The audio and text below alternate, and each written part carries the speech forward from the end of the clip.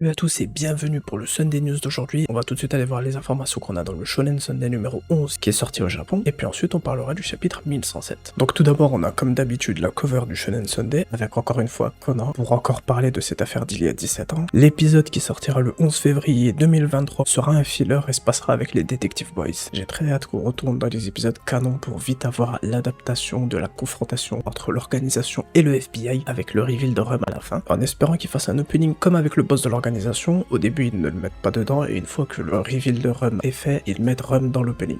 Et voilà le chapitre 1107, et je vais le dire une troisième fois comme ça tout le monde aura bien retenu ça. Conan a exactement la même position, la même pose que sur la cover du chapitre 988, donc c'est bel et bien un foreshadowing, c'est volontairement fait comme ça par Gosho Yama. Et maintenant on passe au chapitre. Donc je vais pas vous refaire encore une fois un résumé. Donc Kuroda et Conan sont encore en train de discuter de cette affaire. Conan comprend que Kuroda est en train de lui parler de Amanda Hughes. Kuroda a avoué qu'il était en mission secrète que son patron lui avait donnée. Il doit rencontrer Amanda Hughes ce soir-là, mais ceux qui travaillent à l'hôtel ne veulent pas le laisser la voir. On voit aussi que Kuroda a attaché les deux hommes qu'il avait assommés dans les toilettes. Rum et Amanda sont en train de discuter. Rum explique qu'avec son œil, il a une mémoire photographique et lorsqu'il voit quelque chose avec son œil, il ne l'oublie jamais. Il dit même à Amanda que lorsqu'il était plus jeune, ses deux yeux étaient comme ça, donc il devait être encore plus redoutable quand il était jeune. Amanda a dit qu'elle devait rencontrer quelqu'un ce soir, un officier, évidemment ça doit être Kuroda, malheureusement ce ne sera pas possible. Ensuite Rum va dire à Amanda que le SWAT ne viendra pas parce que Vermouth, qui vient de rejoindre l'organisation, a utilisé sa voix et a appelé le chef du FBI pour lui faire croire que c'était une erreur et qu'il n'y a plus aucun danger. Ensuite il dit aussi qu'il a trouvé le point faible de Amanda, Rachel Asaka, qu'elle a élevé comme sa fille, donc il va se servir d'elle pour obliger Amanda à rejoindre l'organisation. Il sort la pilule de la PTX et là Amanda prend la pilule elle-même pour se donner à la mort et ne rien dire sur Asaka. Les hommes de Rum lui demandent qu'est-ce qu'ils vont faire maintenant. Rum veut retrouver Asaka car elle connaît certainement cette information là, et ensuite juste avant de partir Rum a dit cette fameuse phrase qu'on avait déjà vue: Rum n'est pas mon surnom, c'est le nom de code que j'ai hérité de mon père qui a servi cette personne pendant de longues années. Ensuite Koji et Asaka sont dans la chambre 1502, ce chiffre qu'on avait déjà vu sur une des images qui avait été partagée sur Twitter. Les hommes de Rum sont déjà là, ils sont à la porte. Koji lui demande de rester caché pendant que lui va aller les voir. Il fait semblant qu'il vient de se réveiller, il fait aussi semblant de ne pas comprendre l'anglais puisque les hommes de Rum lui parlent en anglais, et du coup c'est Rum qui vient lui parler en japonais. Koji continue à dire qu'il ne sait rien du tout sur Asaka ou qui que ce soit et il claque la porte au nez de Rum. Ensuite Koji Haneda va utiliser son taser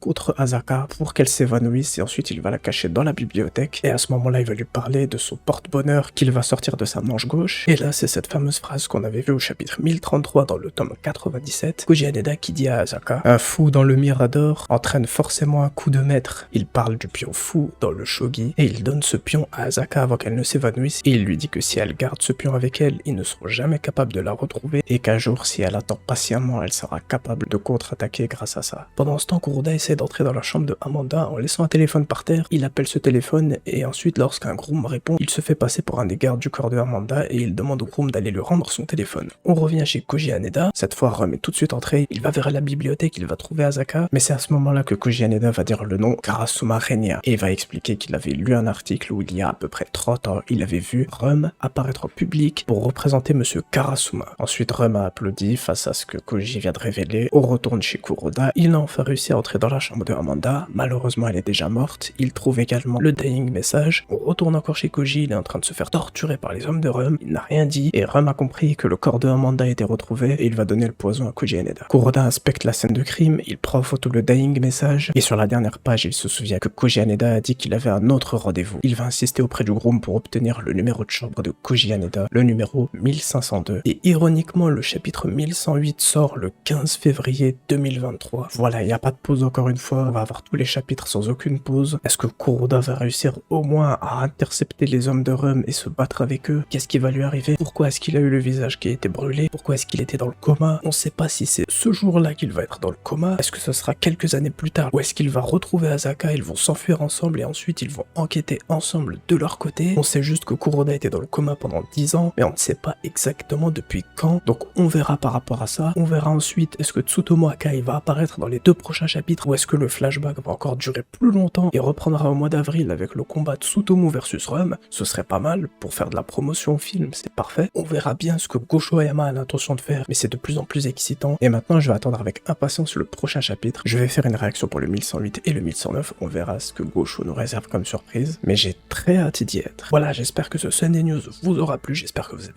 très excité pour la suite de ce qui nous attend. J'ai très hâte d'y être. Beaucoup de choses se révèlent encore une fois. Les pièces du puzzle sont en train de s'assembler. On revoit des éléments qu'on a vus avant, mais cette fois avec le contexte, ça fait plaisir. Ça fait toujours ce petit effet de voir enfin ces moments-là qui sont révélés. Et j'ai hâte de voir encore ce que Goshoyama va nous révéler par la suite. Bref, on se retrouve pour de prochaines vidéos. D'ici là, prenez soin de vous et vive Détective Conan.